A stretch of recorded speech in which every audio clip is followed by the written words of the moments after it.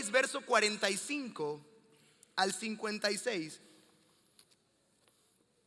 Qué bien huele, ¿eh? Marcos 6, 45 al 56.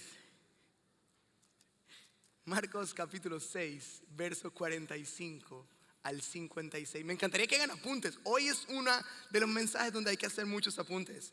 A los que les gusta estudiar, como analizar. Hoy no vamos a poner medio maestros, pero vamos a hacer súper sencillo esto. Marcos 6, 45 en adelante. ¿Ya estamos? Perfecto. ¿Te pasaron la prédica, amigo? ¿Sí? Gracias, vamos. Enseguida Jesús hizo a sus discípulos entrar a la barca e ir delante de él a Betsaida en la otra ribera, entre tanto que él despedía a la multitud. Después que los hubo despedido, se fue al monte a orar. Y al venir la noche, la barca estaba ¿dónde? En medio del mar, y él, Jesús, estaba solo en tierra. Y viéndoles remar con gran fatiga, porque el viento les era contrario, cerca de la cuarta vigilia de la noche. Cuarta vigilia de la noche, escúchame. Voy a ir diciéndolo porque no lo voy a analizar versículo por versículo, solo que mientras lo leo quiero explicarte algunas cosas para que tenga mucho más sabor la comida que vamos a ingerir ahora de la escritura. Las vigilias en el pueblo judío empezaban 6 de la tarde. De 6 de la tarde a 9 de la noche, primera vigilia. De 9 de la noche a 12 de la noche, segunda vigilia. De 12 de la noche a 3 de la mañana, tercera vigilia. Y de 3 de la mañana a 6 de la mañana, la cuarta vigilia. Entonces, ¿qué hora era más o menos cuando ellos estaban dándole durísimo en la barca y la tormenta se desató? 3, 4, ¿tú te imaginas? 4 de la mañana en el mar. 3, 4 de la mañana. Fijo, pilas con eso. De la noche. Y ellos andaban, Jesús vino andando sobre el mar y quería adelantárseles. Ay, Jesús. Viéndole ellos andar sobre el mar, pensaron que era ¿quién? ¿Que era qué? Gasparín, ¿verdad? Y gritaron, porque todos le veían y se turbaron. Pero enseguida él habló con ellos y les dijo: tengan ánimo, yo soy, no teman. Y subió a ellos en la barca y se calmó el viento. Y ellos se asombraron en gran manera y se maravillaban, porque aún no habían entendido lo de los panes, por cuanto estaban endurecidos sus corazones. Te explico antes de seguir leyendo. Antes de esta escena de la barca y la tormenta, ¿sabes qué había ocurrido? Es más, tú mismo mira, los que tienen Biblia allí, lo que dice en el versículo, los que tienen la Biblia suelen tener un título arriba en el versículo 30. Los que tienen Biblia física, en el verso 30 suele decir un tema y dice alimentación de los 5,000. ¿Qué significa? Que ellos venían alimentando a 5,000 personas con 2 panes y 5 peces. O 5 panes y 2 peces, no sé cuál era, mixto de sal, de dulce. Pero 5 panes y 2 peces. Con 5 panes y 2 peces alimentaron a 5,000. Luego de ese tremendo espectáculo que hubo, se fueron. Jesús le dijo: ok, muchachos, listo, esto fue todo por hoy, vámonos al otro lado a descansar un poco. Y se fueron al otro lado del río. Sigamos la lectura, verso 53. Me encanta. ¿Terminado qué? Terminada la travesía, vinieron a tierra de Genesaret y arribaron a la orilla. Y saliendo ellos de la barca, enseguida la gente le conoció. Y recorriendo toda la tierra de alrededor, comenzaron a traer de todas partes enfermos en lechos, en donde oían que estaba. Y donde quiera que Jesús entraba, en aldeas, en ciudades o campos, ponían en las calles a los que estaban enfermos y le rogaban que les dejase tocar siquiera el borde de su manto. Y todos los que le tocaban quedaban. Todos los que tocaban a Jesús quedaban. Fíjate esta locura. Aquí hay como un sándwich. Al inicio, ¿qué milagro ocurrió? Te dije esto, antes de la escena de la barca, ¿qué milagro primero ocurrió? La alimentación de los 5,000. Acto seguido, la tormenta, ¿en dónde? En medio del mar. Y luego, ¿qué ocurrieron? Milagros. Dios conmigo, milagros. Vamos de nuevo. ¿Qué hubo primero? Ese milagrazo de ¿qué? La alimentación de los 5,000. Acto seguido, la tormenta en medio del mar. Y luego de eso, ¿qué hubo? ¿Qué hubo? Milagros. Lo repetí 2 veces, tienes que por ahí anotarlo. Atravesando la tormenta. Es importante entender que todos en esta vida tenemos un destino. un propósito. Y aunque hay gente que se emociona tanto en algún día muy bueno, en algún día llegar a su propósito, hay gente que está esperando llegar a su propósito y está pensando en llegar a su propósito, que se olvida de tomar el viaje. La verdad es que si quieres cumplir un propósito, debes atravesar un proceso. Voy a repetir esto. Si quieres cumplir un propósito, debes atravesar un proceso. Tercera vez. Si quieres cumplir un propósito, debes atravesar un proceso. ¿Está todavía aquí conmigo? Es increíble tener visión. Es increíble tener un sueño. Pero fíjate en esto, por favor. Dios, antes de llevarte a, primero tienes que atravesar por. Voy a repetir. Dios, antes de llevarte a, hay que atravesar por. ¿Me estoy haciendo entender, iglesia? Antes de llegar a un destino, hay que atravesar algo primero en la vida. Antes de entrar a la universidad, hay que pasar por el colegio. No es tan difícil entenderlo, ¿verdad? En la vida es así. ¿Quieres ser gerente? ¿Quieres ser, verdad, tener tu propia empresa? Pues yo siempre le digo a mi equipo de líderes: el que quiere estar sobre gente, debe aprender a estar bajo gente. ¿Está todavía aquí? El problema de no pasar procesos es que a veces lo que no se procesa se daña. Lo que no pasa un proceso. Por ejemplo, hay gente que sudó la gota gruesa, porque es una palabra que puede ser ofensiva. Entonces puede ser una verdad. Hay gente que sudó, verdad, y trabajó, y de repente ya está mayorcito, mayorcita, y a su hijo que no trabajó la finca, la hacienda, las hectáreas, verdad, que no fue parte de lo que se consiguió, se le entrega. ¿Y qué pasa con el pelado que recibe lo que no trabajó?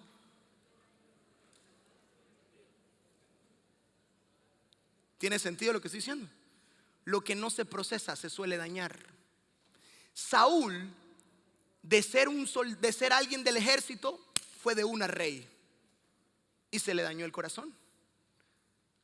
Entonces, antes de Dios llevarnos a algo, quiere hacernos atravesar por algo. Esto es lo que vemos en la Biblia. Dios nos lleva de bendición en bendición.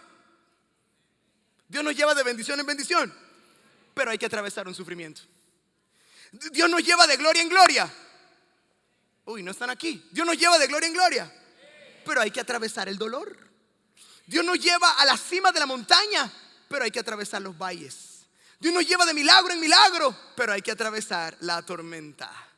¿Lo entiendes? Dios quiere llevarte a algo, pero primero hay que pasar por algo. Dios quiere llevarte a la cima, pero hay que escalar primero valles. Dios quiere llevarte al propósito, pero hay que pasar procesos.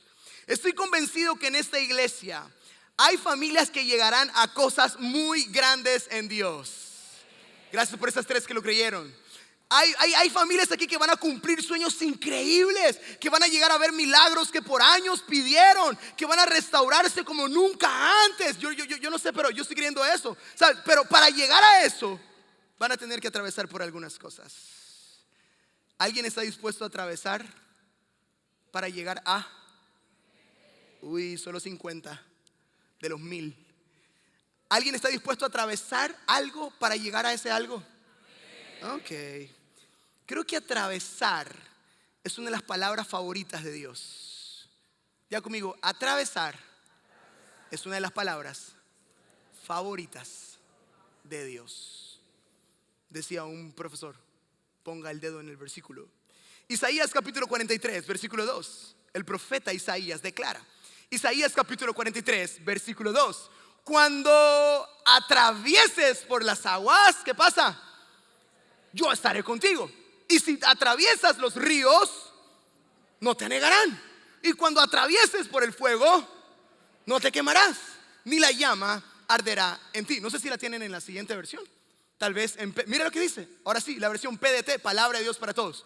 Cuando atravieses las aguas, ¿qué pasa? Y cuando cruces los ríos, ¿qué pasa? Cuando tengas que atravesar por fuego, ¿qué dice Dios? Y las llamas no arderán en ti. Repito, para llegar a, hay que atravesar algo primero. Dios nos lleva a ese algo a través de procesos y pruebas. ¿Se está entendiendo lo que estoy diciendo, iglesia? Estoy poniendo esta base porque quiero que te fijes en... Esto es una obra de arte lo que ocurrió acá. Es tan increíble los evangelios como están, como un rompecabezas están ubicados. La escena de Marcos 6 que leímos al inicio, que es nuestra historia a estudiar en esta mañana, tiene este principio de atravesar. Cada vez que leas la Biblia y no entiendas algún texto, nunca olvides que para entender un texto hay que conocer su... Para entender un texto hay que conocer su contexto. Y en el comienzo de Marcos 6, Jesús hace uno de sus milagros más famosos. 2 panes y 5 peces sirvieron para alimentar ¿a cuántos? A 5,000. Vamos de nuevo a la historia. Y luego los discípulos entran en una tormenta, ¿verdad? Jesús los lleva al otro lado del río. Luego Jesús se baja de la barca en otro pueblo y muchos milagros empiezan a ocurrir. Entonces, no sé si te diste cuenta, en medio de 2 milagros, los discípulos tuvieron que atravesar una tormenta. Y aquí va el primer mensaje. Iba a decir bombazo, pero en Guayaquil no se puede decir ahorita bombazo. Entonces, aquí va la primera enseñanza poderosa para nosotros. Voy a repetir todo lo que estoy diciendo. La escena de la tormenta está en medio de 2. Entonces, la pregunta en nuestra vida hoy en día es: ¿estás atravesando una tormenta o estás en medio de 2 milagros?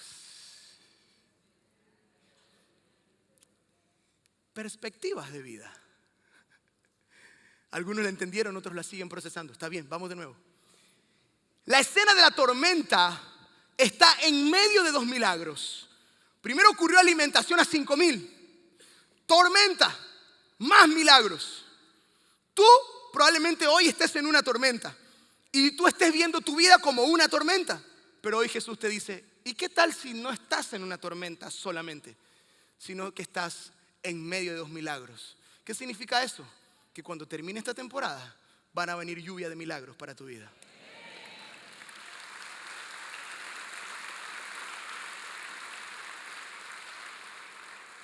O estoy en una tormenta o estoy en medio de 2 milagros. Algunos ese día deben empezar a ver la vida como Dios la ve.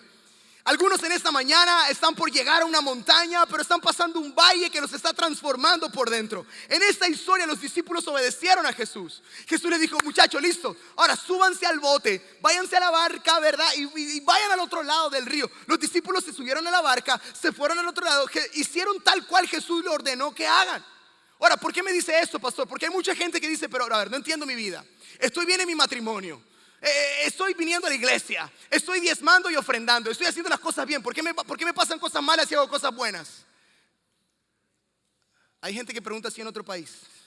Menos aquí. Y en Brasil ni en Perú, ahora que me cuentan. Así que, en otros países. Pero si voy a la iglesia, ¿por qué me pasan? Porque si estoy tratando de obedecer a Dios, ¿por qué me pasan estas cosas? Hay obediencias que desatan bendiciones, pero hay obediencias que desatan tormentas.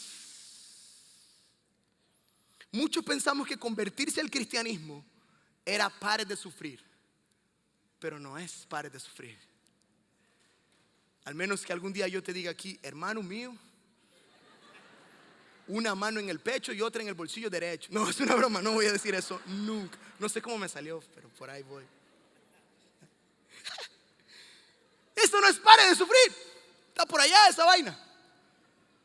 Hay cristianos que dicen: no falto los domingos, voy a una red en casa, diezmo siempre, obedezco en todo momento. ¿Por qué atravieso tormentas? Tú puedes obedecer a Jesús y esa obediencia llevarte a una tormenta. Escucha esto, y sabes que vamos a ministrar todo el tiempo. No sé quién está en el piano. Tú puedes estar en el centro de la voluntad. Mira esto. Porque hay gente que, yo no sé si esto es la voluntad de Dios. Y hay gente que está: pastor, estoy haciendo las cosas bien, estoy en la voluntad de Dios, ¿y por qué me están pasando estas vainas? Puedes estar en el centro de la voluntad de Dios y al mismo tiempo estar crucificado. Atentamente, Jesús en el Gólgota. ¿Estaba haciendo la voluntad de Dios Jesús, sí o no? ¿Sí o no? ¿Estaba obedeciendo al Padre Jesús, sí o no? Pero estaba crucificado. Es que ese evangelio barato que a veces nos enseñan, pacta a Dios y te va a ir siempre bien. Como que Dios se lo compra, ¿no? El otro día veía un ser humano que decía: Dios me trajo de otro país para abrir portales de dinero y portales de carros y portales. Y yo decía, ya mismo sale el Doctor Strange haciendo algo ahí, ¿no? en la iglesia. Es un evangelio barato. Escucha, la salvación es gratis, no barata. ¿Cómo así? Es gratis porque no te costó nada a ti, pero no es barata porque le costó la vida al Hijo de Dios. Él murió en la cruz por nosotros, y si lo tenemos a Él, con Él lo tenemos todo.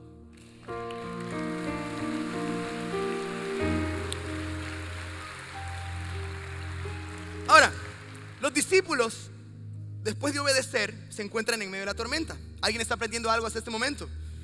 No para de llover, está todo oscuro, no pueden ver nada, y de repente a Jesús se le ocurre. Ahora, Jesús tiene un sentido del humor increíble. Increíble. Hay tantas formas que Jesús pudo haber entrado al agua. Si Jesús era poderoso, a lo Aquaman.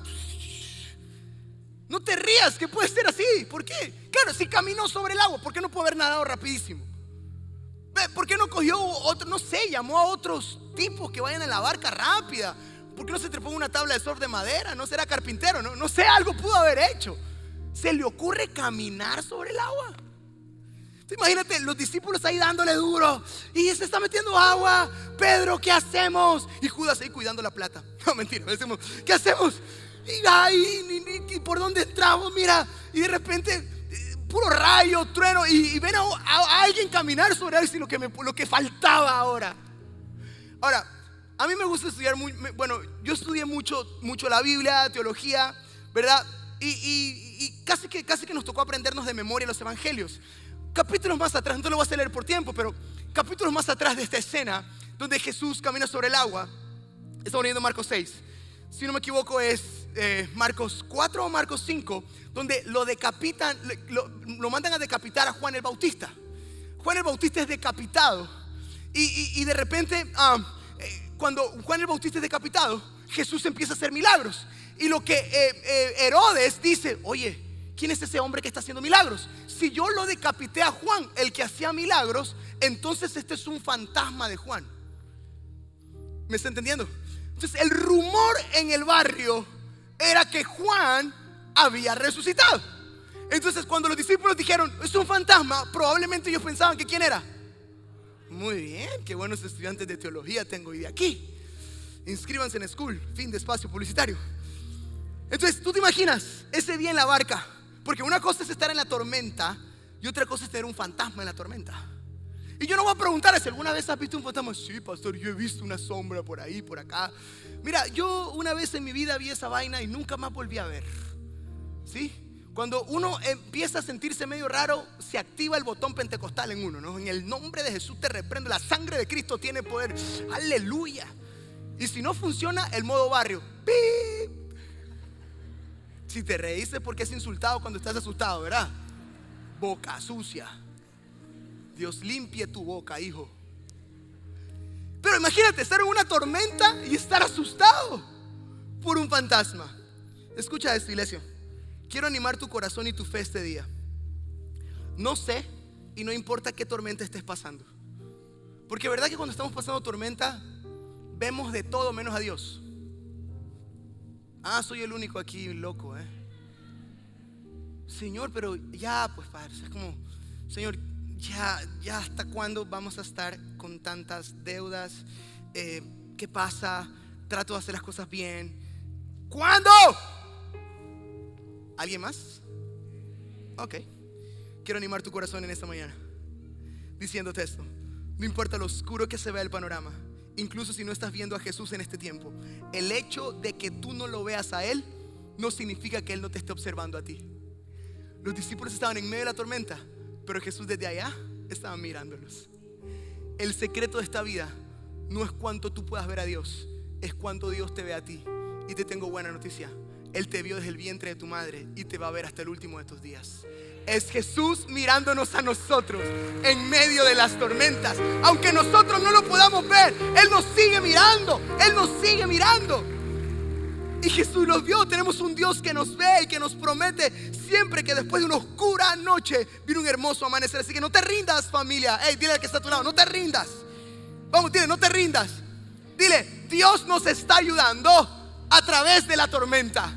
Dile, Dios nos está ayudando a través de la tormenta. 3 enseñanzas que quiero darte de esta historia, de la tormenta. Hasta aquí, ¿estás aprendiendo algo? Primera enseñanza de las tormentas. Número 1, ponga su teléfono por favor en modo iglesia para que nadie lo moleste. Número 1, primera enseñanza. Las tormentas nos recuerdan que no tenemos el control. Las tormentas nos recuerdan que no tenemos el control. Esto es para todos esos cabezas o cabezones de hogar, esos jefes de empresas o de sus propios negocios, que queremos siempre tener el control de todo, que no se descuadre en nada, que todo salga como lo planificaste. Las tormentas me enseñan que no tenemos el control. La Biblia enseña que los discípulos remaron con todas sus fuerzas, que obedecieron la voz de Jesús, pero aún así no pudieron controlar la tormenta. Puede ser que tú estés hoy día aquí y te esté yendo bien en la vida, dinero en el banco, relaciones interpersonales saludables, estés lleno de salud física, ¿verdad? Y todos estamos de acuerdo aquí que aun cuando tengas todo esto, una pequeña tormenta, un accidente de un hijo, una enfermedad de un padre, alguna situación, una pequeña tormenta te recuerda que ni el dinero que tienes, ni la salud que tienes, ni la influencia que tienes te da el control de la tormenta. Es impresionante. Yo no sé si estoy seguro, pero creo que era el dueño de una clínica muy reconocida en la ciudad. Dinero, doctor. Fue uno de los primeros que murió de COVID. ¿El dinero sirvió? ¿La profesión sirvió? Cuando viene una tormenta, por más dinero que tengas, por más recursos, influencia que tengas, no tenemos el control. Repito, las tormentas me enseñan que no tenemos el control. ¿Cuántos han tenido un mal día alguna vez? Una mala semana, un mal año. Ya pues.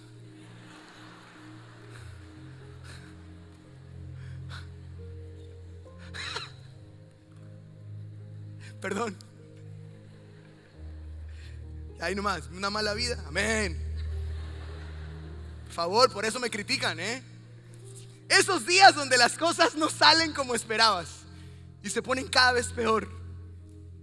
¿Cuántos han hecho oraciones desesperadas? ¿Tú sabes cuándo un cristiano está desesperado cuando ora? Aquí te la doy. Cuando empieza a hacer promesas en la oración. Diosito, te prometo que si me sacas de esta, voy todos los domingos a la iglesia. Esa risa es testimonio, Padre, si las sanas a mi mamá, si las sanas a mi mujer, Padre, si las sanas a mi suegra, creo que de verdad existe, Señor. Yo te prometo que voy a ofrendar, que voy a servir. Si tú, oraciones desesperadas, cuando empiezas a hacer promesas. Yo sé que eso no pasa aquí en otro país pasan eso. Las tormentas tienen algo interesante, y es que las tormentas te llevan de rodillas ante Dios. Es más, yo no sé si estoy mal, hermana Edixa, pero fue cuando cayó mi mamá en COVID, y luego cuando cayó usted también, fue que empezamos las oraciones por Zoom. Y como que estos tiempos de oración ya marcados todas las semanas. Porque hay tormentas, o casi todas las tormentas nos llevan de rodillas ante Dios. Las tormentas me recuerdan que yo no tengo el control y necesito que alguien me salve. Volvamos a la historia. El sentido del humor de Jesús es extraño. Están en la tormenta los discípulos, están remando. Jesús se aparece y dice, no sé cuánta capacidad de imaginación tienes, pero quiero que por favor utilices en estos segundos tu creatividad y te imagines cómo fue esa escena. ver a Jesús caminar sobre el agua en medio de la tormenta y decir: yo soy, no teman. Y con la música de Spider-Man de fondo, no sé, la música de algún superhéroe. Ellos remando y Jesús: no teman. Sí, pero calma la tormenta. No sé, ya eres tú, bacán, pero calma la tormenta. Yo no sé cómo fue esa escena, ese momento, pero sabes, nosotros cuando estamos en las tormentas somos igual. Jesús aparece y nos dice: tranquilos, yo estoy aquí, no teman. Y nosotros: sí, pastor, yo entiendo que Jehová es mi pastor y que nada me faltará, pero ¿cuándo? Y Jesús te dice: así no funciona. En la tormenta se confía y se obedece para que las cosas empiecen a calmarse. No es al revés. Muchos de nosotros queremos tener el control de la tormenta, pero Jesús no dice: tengan el control. Jesús dice: no tengan miedo. Voy a repetir eso. O mejor dicho, en otras palabras, lo resumo. Mi trabajo es confiar. El de Jesús, controlar. Voy de nuevo. Mi trabajo es confiar. El de Jesús, controlar. No es al revés. Mi trabajo es creer. El de Jesús, controlar. Mi trabajo es obedecer. El de Jesús, controlar. No quieras tener el control de la situación. Tu trabajo no es controlar la situación. Tu trabajo es creer en medio de la situación. Lo repito, mi trabajo es confiar y el de Jesús, controlar. Diga conmigo: mi trabajo es confiar, el de Jesús, controlar. Segunda enseñanza y penúltima: las tormentas nos dan nuevas revelaciones. Marcos 6:51. Marcos capítulo 6, verso 51. Marcos 6:51. Estamos en la historia. Y subió a ellos en la barca y se calmó el viento. Y ellos se asombraron en gran manera y se maravillaban. Diga conmigo: inmediatamente. Más fuerte: inmediatamente. Dice la Biblia que apenas Jesús se trepó a la barca, se calmó la tormenta. Inmediatamente se calmó la tormenta. Y los discípulos estaban asombrados. ¿Quién es este? Que hasta los mares le obedecen. Y a los cristianos nos encanta: pastor, es que yo quiero que así seas. Ay, Padre, que yo abra mi cuenta inmediatamente $10,000. Gracias, Señor. Aleluya, alabado sea tu nombre, Padre bendito. No. Cuando Dios se mueve, inmediatamente cantamos, lloramos, venimos a la iglesia a agradecer. Pero la verdad es que seguir a Jesús no siempre es que ocurran cosas inmediatamente. No siempre es inmediatamente. Casi siempre es lento y despacio. Ya conmigo: lento, despacio. Casi siempre con Jesús la vida es, el cristianismo es lento y despacio. ¿Está conmigo hasta aquí? Seguir a Jesús es una montaña rusa. Imagínate, estás hoy día cantando un cumpleaños y mañana o la otra semana estás enterrando a un ser querido. Estás cerrando un negocio increíble y de repente llega una deuda que no sabías que tenías hace 5 años y se ha acumulado. La vida es así. De repente estás cuidándote en tu salud, pero tu hermano o tu hermana o tu hijo empieza a sentirse mal y tienes que llevarlo de emergencia al hospital. A veces hay momentos en que de repente viene un trabajo y Dios te bendijo rapidísimo. Hay otros que tienen que pasar 5 o 6 años en un trabajo para crecer. Pero la vida cristiana es así. A veces es más lento, de repente. Pero ¿por qué pasa eso? ¿Sabes por qué? Porque Jesús quiere que nos metamos mucho más con Él que con sus milagros. Por lo general, lo inmediato, lo de repente, lo ahora mismo, suele llegar después de largos procesos lentos y más lentos y más lentos. Procesos de resistir, de persistir, de no rendirse. Pero así es el cristianismo. Volvemos a leer versos 51 y 52. Ese es el segundo punto. Las tormentas nos dan nuevas revelaciones. Versículos 51 y 52. Ahí estamos en Marcos 6 estudiando esa escena. Y subió en la barca y se calmó el viento, y ellos se asombraron en gran manera y se maravillaban, porque aún no habían entendido lo de los panes, por cuanto estaban endurecidos en sus corazones. ¿Se dan cuenta? La tormenta fue la que reveló a los discípulos que Jesús era todopoderoso. Los discípulos no sabían que Jesús era Dios hasta que llegó la tormenta. Y yo creo que ya estás entendiendo el mensaje hasta aquí. Nuestra fe sufre cuando se nos olvida lo que Dios ha hecho en nuestras vidas. Voy a avanzar un poco acá. Mira, ¿qué ocurrió antes de la tormenta? Ajá, ¿qué había ocurrido? Mira, Pedro, ¿qué profesión tenía Pedro? El apóstol Pedro, el discípulo Pedro. Era pescador. Él siempre vio en su vida multiplicarse peces. ¿Dónde? Pastor, es una pregunta absurda. Respóndame. ¿Dónde? En el agua. Pero de repente ve a peces multiplicarse. ¿Dónde? En la tierra. Eso nunca había pasado, ¿sabes? Y Jesús multiplica los peces. De repente Jesús multiplica en la tierra. Ahora, ¿eso había pasado años atrás o minutos atrás? Vamos, ayúdame, ¿años atrás o minutos atrás? Exacto. Y ahí en la tormenta se habían olvidado que minutos atrás Jesús había hecho algo imposible. Eso nos pasa a nosotros. Cuando estamos en medio de una tormenta, nos olvidamos que cuando no hubo trabajo, Jesús dio provisión siempre. Nos olvidamos que cuando había una enfermedad, clamamos, oramos, algunos rezaron, algunos hicieron lo que sea por pedirle a Dios, y Dios hizo un milagro, y ya nos olvidamos. Hay un diagnóstico donde hay un rumor de cáncer y tú, ay Dios mío, esto es terrible. Pero cuando tu hijo estuvo internado en la clínica por varios días, Él no lo sanó. ¿Viste cómo somos tan fáciles para olvidar lo que Dios hizo ayer? Lo que nuestra tormenta de hoy necesita no es que se vaya. Mi tormenta de hoy necesita recordar quién calmó mi tormenta ayer. Voy a repetir esto. La tormenta de hoy necesita recordar quién calmó la tormenta ayer. Nuestra fe sufre cuando olvidamos quién calmó la tormenta. Acomodadores, por favor, denme una mano. Otra enseñanza curiosa que tengo acá de esta escena es que los discípulos vieron 5,000 personas con nada de panes y peces. Y yo no sé si te diste cuenta, los discípulos nunca alabaron a Dios cuando se multiplicaron los panes y los peces. ¿Te habías dado cuenta de eso? Los discípulos nunca alabaron a Dios. Se multiplicaron los panes y los peces y no alabaron a Dios.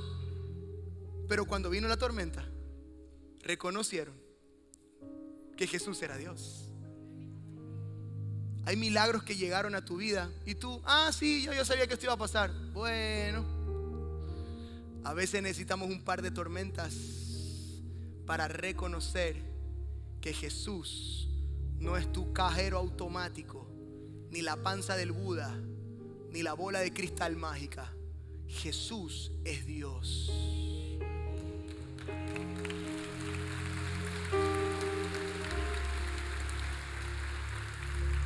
Otra enseñanza, versículo 42 al 44. Estamos en Marcos capítulo 6. Marcos capítulo 6, verso 42 al 44. Marcos capítulo 6. Mira, dice que luego que todos comieron de la multiplicación de los panes y los peces, ¿qué pasó? Comieron todos y siguiente versículo. Y sobró. Imagínate, 5 panes y 2 peces para 5,000 personas. Y sobró Jamaica. Sobró comida. Y recogieron, ¿cuántos canastos recogieron? Ayúdame, ¿cuántas? 12 canastas de panes y de lo que sobró de los peces. ¿Cuántos discípulos eran? ¿Cuántos apóstoles eran? ¿Cuántas canastas sobraron? ¿Cuántos discípulos eran? ¿Cuántas canastas sobraron? Es que Jesús es detallista y perfecto. Cuando tú estás sirviéndole a Dios y creyéndole a su nombre, Él no solo te va a dar lo suficiente, te va a dar más de lo suficiente. Jesús es experto en dar mucho más abundantemente. Vamos, tómate 30 segundos para alabar al Señor allí. Vamos, dar un aplauso, da un grito de júbilo. Vamos, haz una bulla si estás agradecido con Jesús.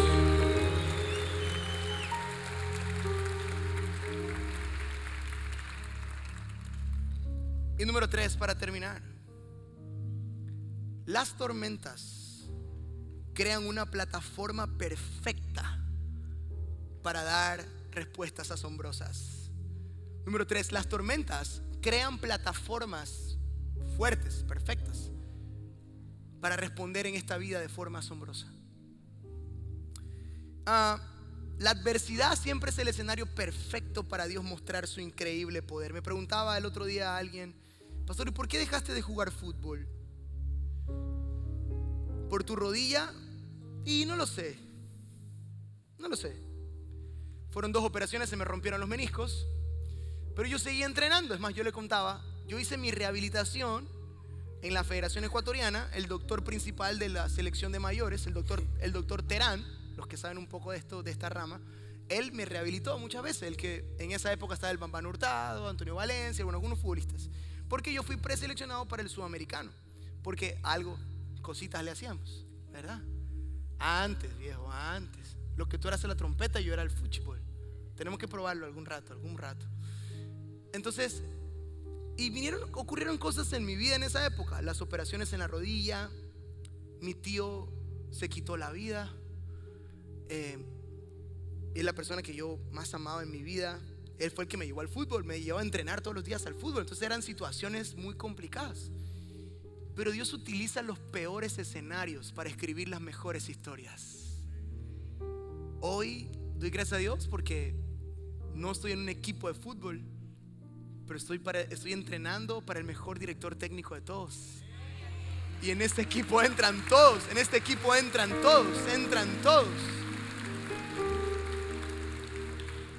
Probablemente si era futbolista no iba a llegar a tantas personas como hemos llegado hasta el día de hoy.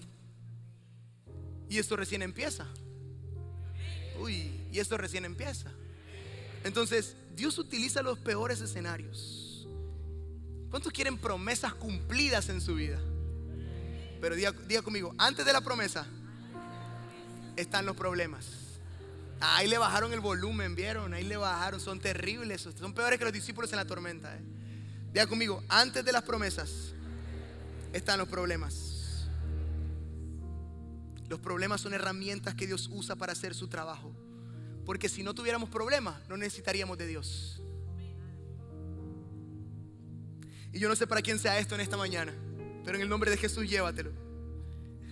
La tormenta no son el fin de tu historia. La tormenta no es el fin de tu historia. La tormenta que estás pasando no es el fin de tu historia. La tormenta que estás pasando no es el fin de tu historia. El diagnóstico de esterilidad no es el fin de tu historia. Que se cierren las puertas no es el fin de tu historia. La tormenta no es el fin de la historia. Nunca le pongas punto a lo que Dios le está poniendo coma. Jesús está contando una historia de amor y de poder a través de tu vida. ¿Y qué historia no tiene problemas? ¿Qué es un triunfo sin sufrimiento? ¿Qué es una corona de gloria sin una corona de espinas? No hay.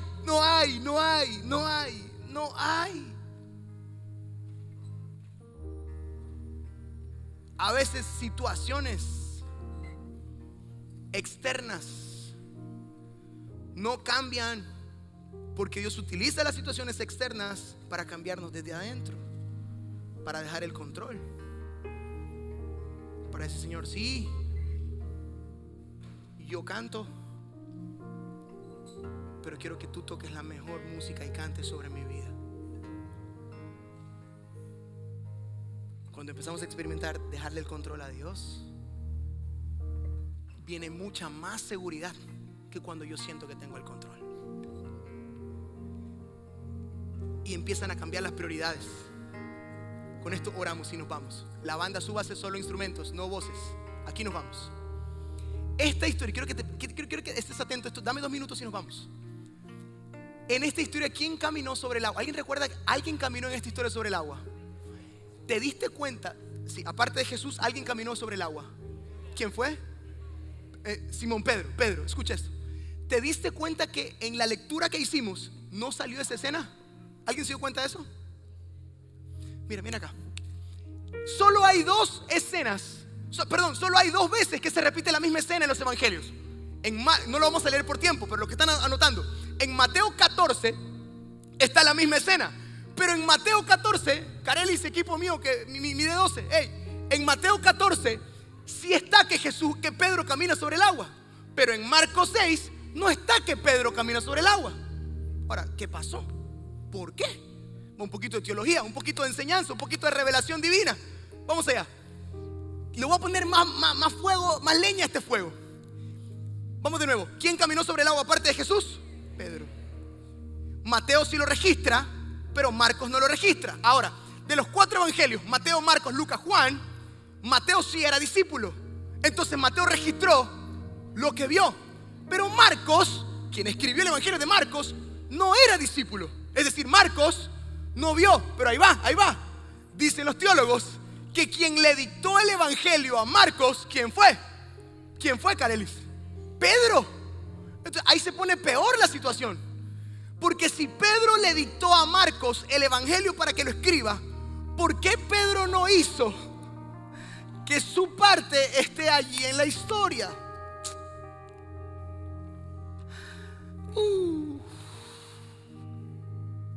Si yo fuera Pedro y yo hubiera caminado sobre el agua, yo digo, Marquitos, ahora es mi momento. Todo el capítulo 6 hable de los 500 pasos que di sobre el agua. Porque esos cobardes de los discípulos estaban llorando con miedo. Solo yo caminé sobre el agua. ¿Verdad que sí? No, aquí todo el mundo es humilde ahora, Pero Pedro no quiso que se escriba esa parte de la historia. Y preguntaba, Señor, ¿por qué? Porque probablemente la mejor parte de la historia para Pedro no era que él caminó sobre el agua. La mejor parte de la historia de Pedro es que Jesús caminó sobre el agua.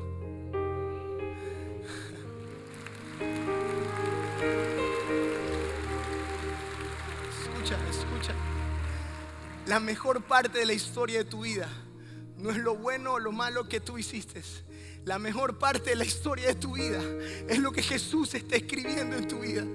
No es el acierto o el desacierto. No son mis subidas o mis caídas. No es lo bueno que he sido con alguien o lo ingrato que he sido con alguien. La historia de mi vida, la mejor parte de mi historia no es lo que yo hice. La mejor parte de mi historia y mis cicatrices es lo que Jesús hizo en mi vida. Esa parte de la historia yo quiero que todo el mundo lo sepa. Jesús escribió mi historia. Jesús escribe tu historia. Jesús escribe tu vida. Yo no sé a quién le estoy predicando en esta mañana. Jesús escribe tu historia. Jesús escribe